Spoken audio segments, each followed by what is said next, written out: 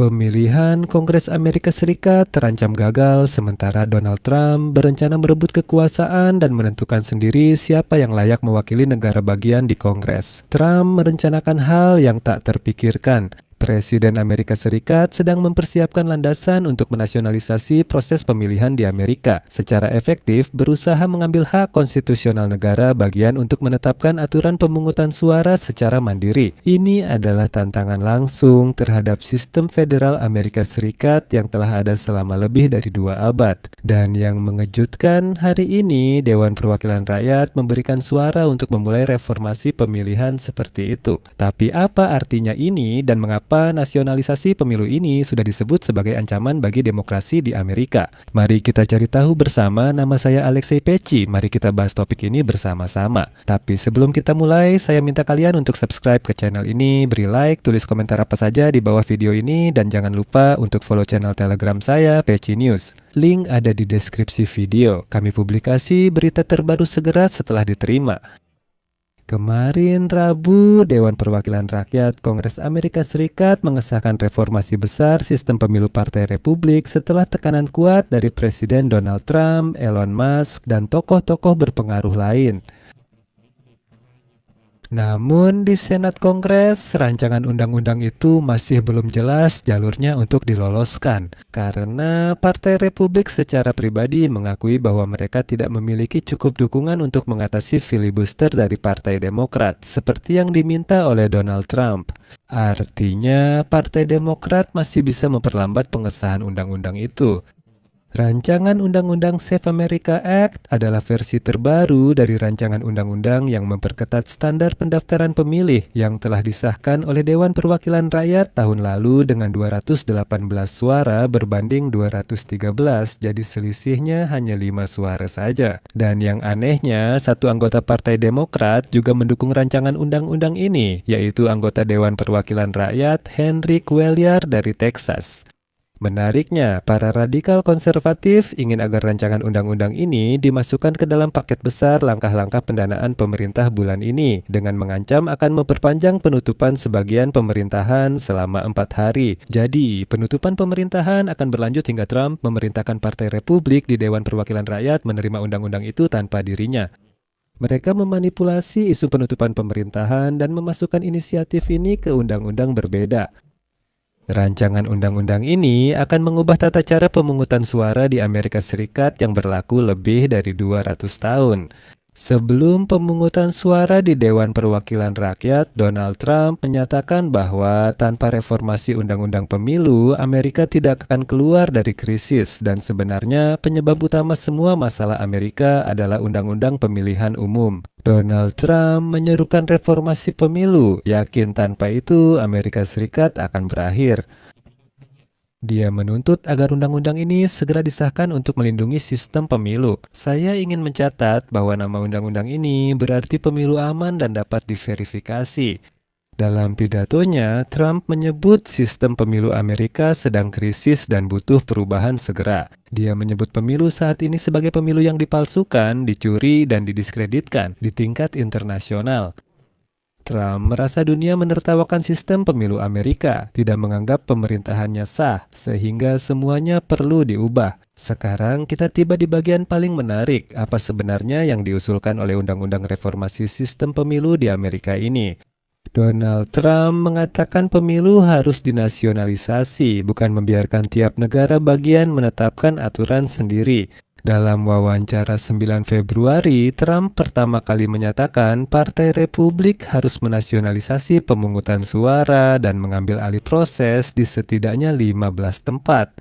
Katanya di negara bagian ini banyak penipuan suara. Dia juga bilang Partai Republik harus ambil alih proses pemungutan suara, maksudnya bagaimana? Saya lanjutkan kutipan Trump, jika negara bagian tak bisa menggelar pemilu jujur, legislator Partai Republik harus bertindak.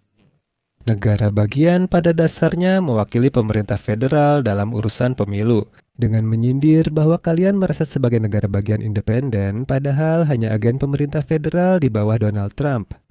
Menariknya, sebelum Donald Trump, pemilu tetap berjalan selama 200 tahun, tapi tiba-tiba seluruh sistemnya rusak. Donald Trump yakin Partai Demokrat mencuri pemilu darinya pada 2020. Karena itu, dia tidak akan membiarkan hal serupa terjadi pada pemilu sela Kongres Amerika Serikat tahun ini dan harus mengubah undang-undangnya. Karena itu, Donald Trump sudah sejak beberapa waktu lalu memberikan tekanan kepada Kongres menuntut untuk mengesahkan undang-undang yang memperlakukan kewajiban baru bagi para pemilih. Undang-Undang Save America Act antara lain mengatur bahwa setiap warga negara yang mendaftar untuk memilih harus menunjukkan tidak hanya kartu identitas pemilih, yaitu vote identitas yang sudah membuktikan hak suaranya. Itu sebenarnya sudah cukup, tapi tetap harus ada bukti kewarganegaraan Amerika Serikat. Di sini kita menemukan hal menarik. Donald Trump menegaskan ratusan ribu migran ilegal diduga memilih Partai Demokrat, sehingga ia kalah. Ia juga ingin membatasi pemungutan suara lewat pos. Menurut undang-undang yang diusulkan, hanya orang sakit, penyandang disabilitas, anggota militer, dan satu kategori aneh yang dapat memanfaatkan kesempatan ini. Namun, pemilih yang sering bepergian. Sebelum pemungutan suara di Dewan Perwakilan Rakyat, Trump menyatakan bahwa pemilu Amerika dicurangi, dicuri, dan jadi bahan tertawaan dunia. Jika tidak diperbaiki, negara bisa hilang. Selama lebih dari 200 tahun, negara ini ada, tapi tiba-tiba dia bilang semuanya akan hancur. Namun demikian, menurut anggota Parlemen Amerika dari Pusat Keadilan Brennan, pengetatan persyaratan dokumen dapat membuat banyak warga Amerika Serikat kehilangan hak pilihnya. Dan disinilah letak hal yang paling menarik. Faktanya, menurut organisasi tersebut, sekitar setengah dari orang Amerika bahkan tidak memiliki paspor dan orang-orang ini tidak pernah meninggalkan negara bagian mereka. Mereka hanya memiliki SIM atau vote identitas, yaitu kartu identitas yang memungkinkan mereka untuk memilih yang digunakan di Amerika Serikat sebagai identitas yaitu tanda pengenal. Meski sistem ini sudah berjalan lama, banyak orang Amerika tidak membuat paspor yang mencantumkan kewarganegaraan mereka. Itu sudah tercatat di registrasi, sudah cukup. Dan menurut data dari Pusat Keadilan Brennan, jutaan orang Amerika bahkan tidak memiliki akses ke salinan kertas akta kelahiran mereka, apalagi paspor. Ini bukan berarti mereka bukan warga negara, mereka adalah warga negara. Informasi ini ada di registrasi, di sistem, tetapi mereka tidak memiliki bukti identitas. Dulu mereka pernah mendapatkan paspor kertas, tapi sekarang mereka tidak membutuhkannya. Mereka punya identitas lain yang memungkinkan mereka untuk bergerak dan melakukan aktivitas apapun secara sah. Tiba-tiba undang-undang mewajibkan paspor langsung. Setengah warga Amerika menurut Pusat Keadilan Brennan bingung di mana harus mendapatkan paspor. Di sini Trump bisa saja merugikan dirinya sendiri sebab sudah diketahui mayoritas pemilihnya adalah penduduk pedesaan atau redneck. Mereka justru tidak repot mengurus paspor. Jika tidak punya, menurut undang-undang baru Trump, mereka tidak bisa memilih. Namun, itu belum semuanya. Kekhawatiran warga Amerika meningkat akibat tindakan lembaga federal, termasuk penggeledahan terbaru FBI di kantor Komisi Pemilihan Georgia.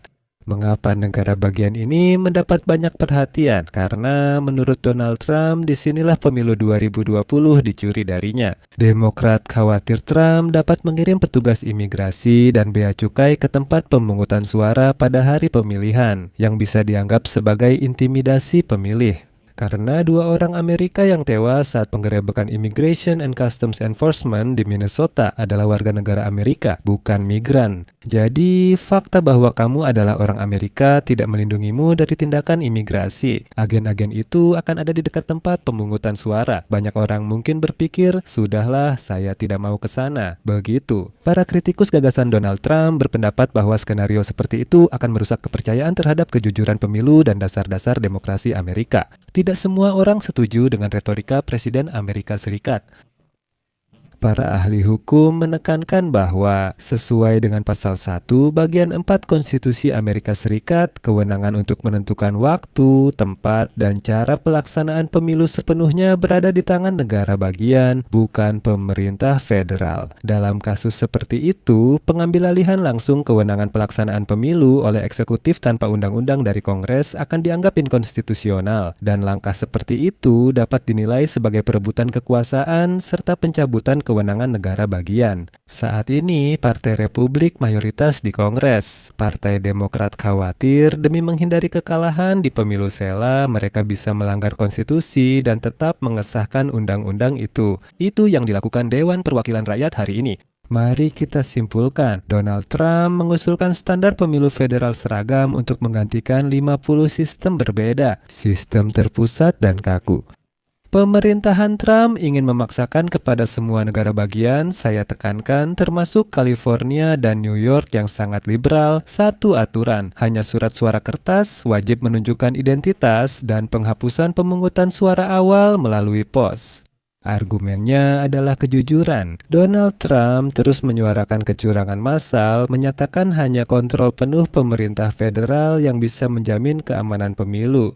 Negara bagian dianggap tak mampu menjamin keamanan. Seluruh pemerintahan saat ini, saya ingatkan, masih di bawah kendali Donald Trump. Namun, itu belum semuanya. Trump mengusulkan agar agen Departemen Kehakiman Amerika Serikat diberikan wewenang yang belum pernah terjadi sebelumnya untuk mengawasi komisi pemilihan lokal, bahkan sampai pada kemungkinan menghentikan penghitungan suara. Jelas bahwa seluruh situasi ini akan menyebabkan proses pengadilan yang berkepanjangan.